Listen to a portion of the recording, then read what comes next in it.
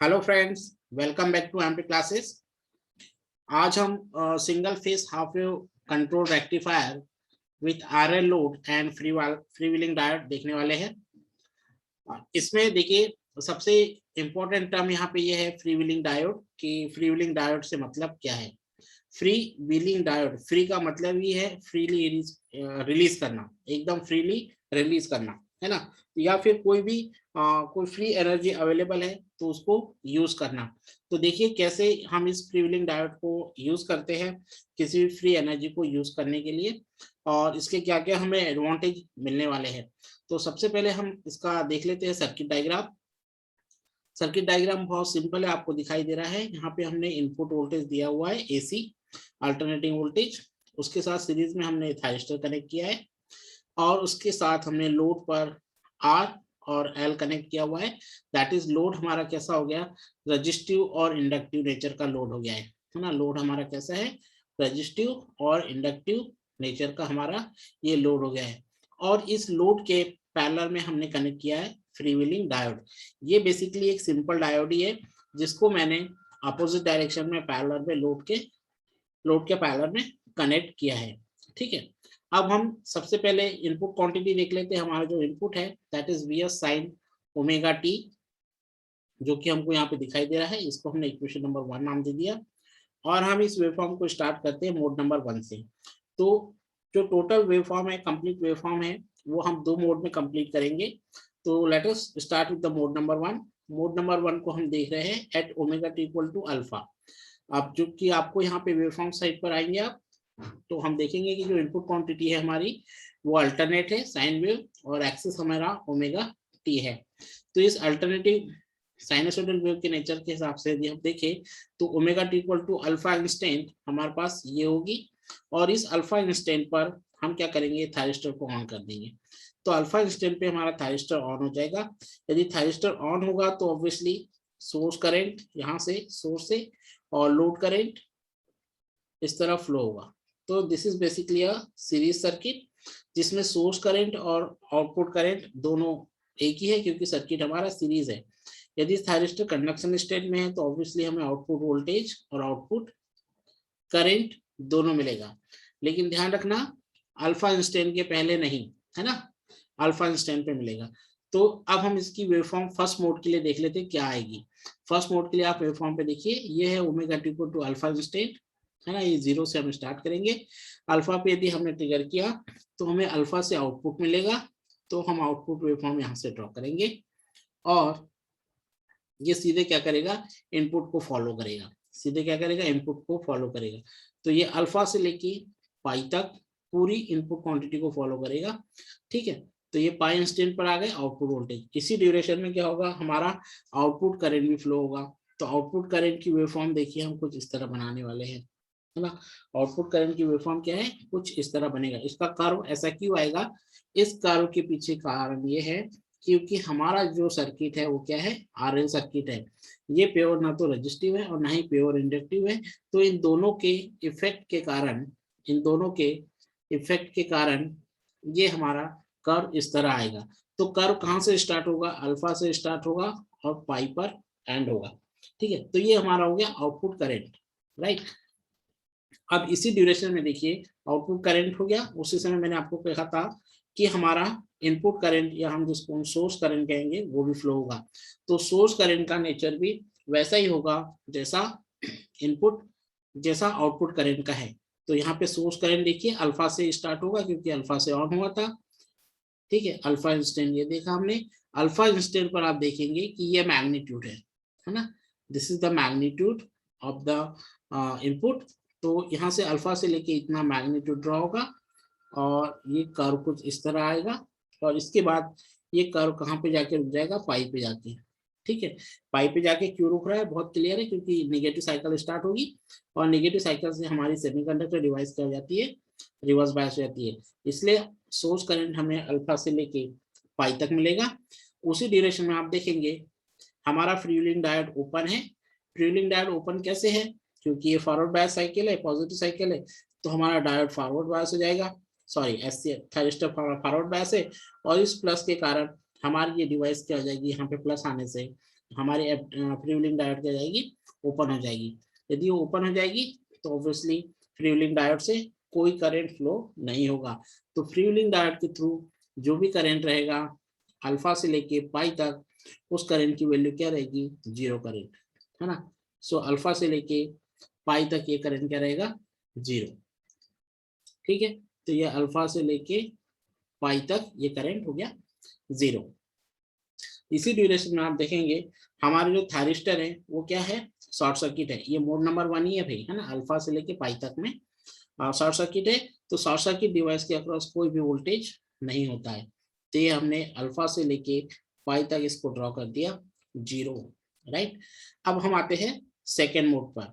इसी समय पहले ये भी समझ ले कि जो फर्स्ट मोड है इसमें जब करंट इस तरह आउटपुट करंट फ्लो हो रहा है through register and through inductor, तो इंडक्टर की प्रॉपर्टी हमें पता है एनर्जी स्टोर करने की होती है। तो इंडक्टर जब एनर्जी स्टोर करता है तो इसकी पोलैरिटी ये होगी प्लस माइनस इस तरह की, ठीक है। लेकिन जब हम सेकेंड मोड पे आएंगे, अब ध्यान देंगे यहाँ पे, जब हम सेकेंड मोड पर आएंगे तो सेकेंड मोड क्या है हमारा, at omega T equal to pi, ये वाली इंस्टेंट, है ना। तो पाई से बेसिकली हम पाई से 2 पाई तक एनालिसिस करेंगे पहले, है ना। पाई टू, हम इसको 2 पाई भी लिख सकते हैं यदि हम इसको मोड और थोड़ा लिखना भी चाहे तो, पाई टू 2 पाई। सो पाई से 2 पाई के बीच में साइकिल हमारी क्या है, रिवर्स बायस है। यदि साइकिल रिवर्स बायस है तो ऑब्वियसली हमारा जो SCR है वो क्या हो जाएगा, रिवर्स बायस हो जाएगा और इट विल बी ओपन। यदि ये ओपन हो जाएगा तो इस समय क्या हो रहा है कि हमने जैसे फर्स्ट मोड में बताया यहाँ पे एनर्जी स्टोर हुई थी, तो इंडक्टर क्या करेगा, जो भी एनर्जी स्टोर हुई थी उसको डिसिपेट करेगा, है ना। क्योंकि कोई भी सर्किट एलिमेंट एनर्जी अपने अंदर स्टोर करके नहीं रख सकता as per the energy conservation law. तो जो भी एनर्जी इंडक्टर ने स्टोर करी थी वो उसको सर्किट में डिसिपेट करना होता है। और इंडक्टर की प्रॉपर्टी है कि वो जिस डायरेक्शन में चार्ज होता है उसी डायरेक्शन में डिस्चार्ज होता है। तो आप देखिए इंडक्टर की चार्जिंग की डायरेक्शन इस तरह थी डाउनवर्ड, तो उसकी डिस्चार्जिंग की डायरेक्शन भी क्या होगी, डाउनवर्ड, राइट। तो डाउनवर्ड होने से जो करंट हमारा होगा वो किस तरफ फ्लो होगा, करंट इस तरफ फ्लो होगा, ठीक है। और ये करंट कहाँ से, लोड से होता हुआ और फ्रीव्हीलिंग डायोड से होते हुए फ्लो हो रहा है, ठीक है। तो करंट की डायरेक्शन हम समझ गए। और दूसरी चीज ये भी ध्यान रखना है कि जो इनपुट है वो आउटपुट से डिस्कनेक्ट हो गया है ना। इनपुट क्या है, आउटपुट से डिस्कनेक्ट हो गया है। या फिर हमें कैसे कह सकते हैं कि लोड जो है वो इनपुट से डिस्कनेक्ट हो गया है। अब लोड यदि इनपुट से डिस्कनेक्ट हो गया है तो डेफिनेटली कोई आउटपुट नहीं आएगा। आउटपुट तभी होता है जब इनपुट अवेलेबल होता है। यहाँ पर इनपुट क्या हो गया, डिस्कनेक्ट हो गया, तो आउटपुट वोल्टेज क्या हो जाएगा, जीरो हो जाएगा। जीरो कब तक हो जाएगा, उतने पूरे समय के लिए जीरो हो जाएगा जब तक हम दोबारा थायरिस्टर को ऑन नहीं करेंगे। तो ध्यान रखिए पहले तो हम पाई से लेके 2 पाई तक तो हम SCR को बिल्कुल भी ऑन नहीं करेंगे क्योंकि साइकिल हमारी रिवर्स बायस है, ठीक है। अब रिवर्स बायस साइकिल है और थायरिस्टर के और इंडक्टर के अंदर जो भी एनर्जी स्टोर होनी है वो रिलीज होनी है। इसका मतलब क्या है, लोड पे करंट मेंटेन है, output current is available but the output voltage is zero. तो करंट अवेलेबल है तो करंट अवेलेबल रहेगा। और कहाँ से, ये पूरा पाई से लेके 2 पाई तक ये करंट अवेलेबल रहेगा। और आपको बता दें ये current basically 2 pi plus alpha तक अवेलेबल रहेगा। अब 2 पाई प्लस अल्फा तक हम ये मानते हैं कि हमारा इंडक्टर पूर्ण रूप से डिस्चार्ज नहीं होगा, ठीक है। अब यदि इंडक्टर पूर्ण रूप से डिस्चार्ज नहीं होगा तो करंट हमारी कहाँ तक मेंटेन है, पाई से लेके नेक्स्ट इंस्टेंट जिसको मैं 2 पाई प्लस अल्फा बोलूंगा, इस इंस्टेंट तक मेरी आउटपुट करंट मेंटेन है, ठीक है, नेगेटिव साइकिल होते हुए भी। अब जब मैंने ये माना कि नेक्स्ट इंस्टेंट कौन सी आ गई, यहाँ पे देखो पॉजिटिव हाफ साइकिल आ गई 2 पाई प्लस अल्फा पर। 2 पाई प्लस अल्फा पर पॉजिटिव इंस्टेंट आने से, पॉजिटिव साइकिल आने से क्या होगा, हम मोड नंबर 3 में पहुंच जाएंगे, मोड नंबर 3 में। और हम लिख सकते हैं कि at omega T equal to 2 pi plus alpha, है ना। कौन सी इंस्टेंट ले ली हमने, 2 पाई प्लस अल्फा पे हम थायरिस्टर को क्या करेंगे, ऑन कर देंगे। यदि हम थायरिस्टर को ऑन कर देंगे तो थायरिस्टर हमारा शॉर्ट सर्किट की तरह बिहेव करने लगेगा, राइट। और ये रेजिस्टेंस और ये हमारा इंडक्टर और ये हमारा input voltage. Now see here, ये इनपुट वोल्टेज हो गया, पॉजिटिव हाफ साइकिल आ गई, फिर से हमारा थाइस्टर कंडक्ट करेगा और हमें आउटपुट वोल्टेज मिलेगा, हमें आउटपुट करंट मिलेगा, और ये हमारा फ्री व्हीलिंग डायोड फिर से क्या हो जाएगा, ओपन हो जाएगा, फिर से क्या होगा, ओपन हो जाएगा। ठीक है, तो अब आप देखिए यहाँ पर सोर्स करंट की वैल्यू क्या होगी, पाई से लेके 2 पाई तक या 2 पाई प्लस अल्फा तक। तो यहाँ देखेंगे आप, पाई से 2 पाई तक सोर्स करंट क्या है, ये है जो सोर्स से निकल रहा है, और सोर्स क्या है, डिस्कनेक्टेड है। तो सोर्स करंट पाई से लेके नेक्स्ट 2 पाई प्लस अल्फा तक जीरो रहेगा, क्योंकि अब मैं 2 पाई प्लस अल्फा इंस्टेंट पर ही एससीआर को ऑन करूंगा, तो यहाँ तक ये जीरो हो गया। ठीक है, इसी ड्यूरेशन में आप देखिए पाई से लेके 2 पाई प्लस अल्फा तक हमारे फ्री व्हीलिंग डायोड से करंट फ्लो होगा। ठीक है, फ्री व्हीलिंग डायोड से क्या होगा, करंट फ्लो होगा। तो मैं फ्री व्हीलिंग डायोड से करंट बनाऊंगा, और कब तक रहेगा वो अवेलेबल, वो अवेलेबल है next instant 2 pi plus alpha तक। उसके बाद करंट क्या हो जाएगा, फिर से जीरो हो जाएगा। ठीक है, तो फ्री व्हीलिंग डायोड कहाँ से, फ्री व्हीलिंग डायोड के थ्रू करंट कहाँ तक अवेलेबल है, 2 पाई प्लस अल्फा इंस्टेंट तक। This is the free wheeling diode current. Okay, और वोल्टेज अक्रॉस द थाइस्टर देखिए, वोल्टेज अक्रॉस द थाइस्टर क्या है, रिवर्स बायस हो जाएगा। कैसा रहेगा, जैसा इनपुट है, इनपुट कैसा है भाई, इनपुट नेगेटिव साइकिल है ना, इनपुट कैसा है, इनपुट नेगेटिव साइकिल है। तो ये पूरी नेगेटिव साइकिल ड्रॉ कर दी।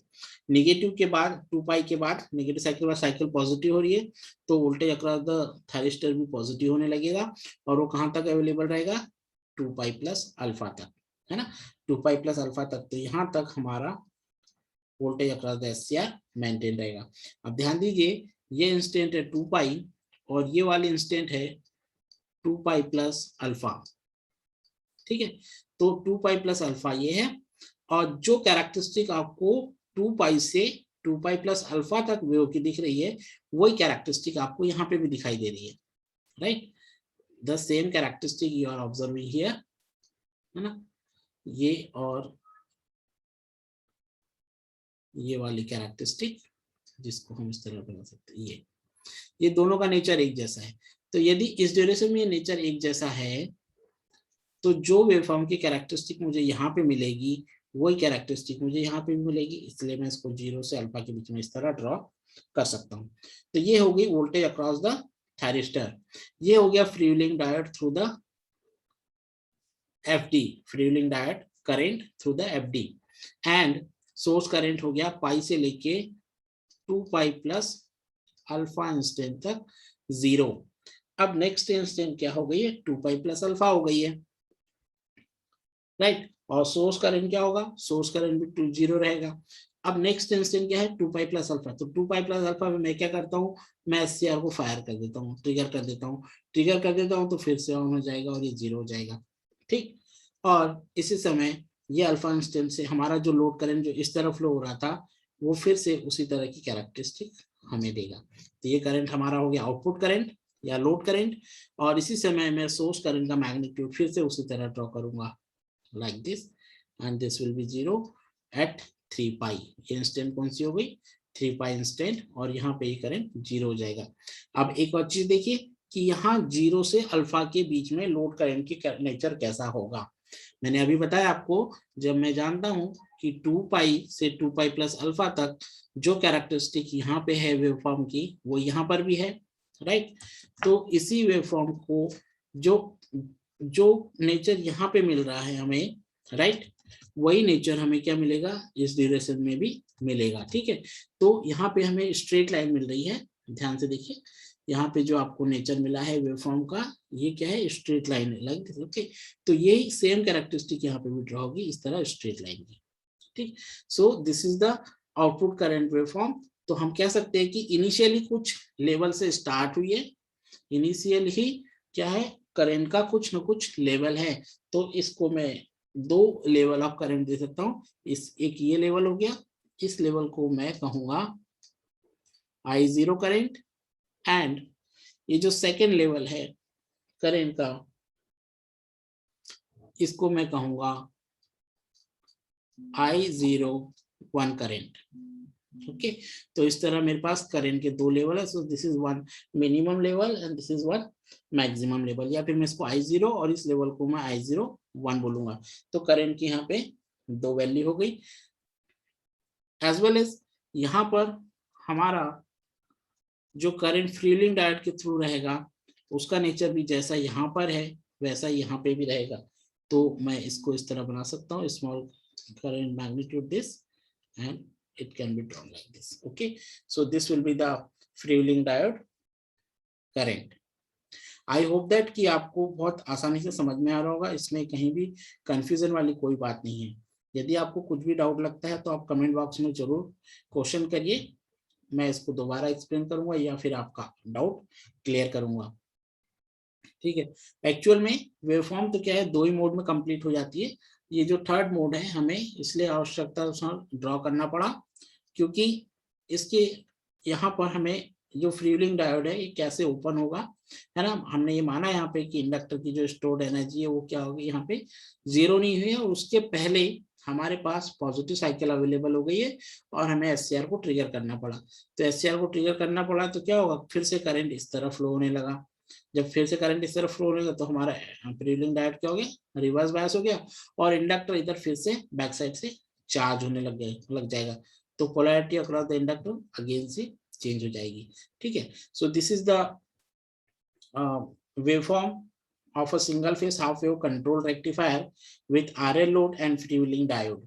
तो हमें एडवांटेज क्या मिला, इसके कुछ एडवांटेज है ना, जिसको मैं अभी और अलग से एक्सप्लेन करूंगा, उसका एक अलग से वीडियो बना दूंगा मैं, एडवांटेज ऑफ फ्रीव्हीलिंग डायोड, क्योंकि वो हमारी इफिशियंसी, पावर फैक्टर और बहुत सारे पैरामीटर्स में हमें हेल्प करता है।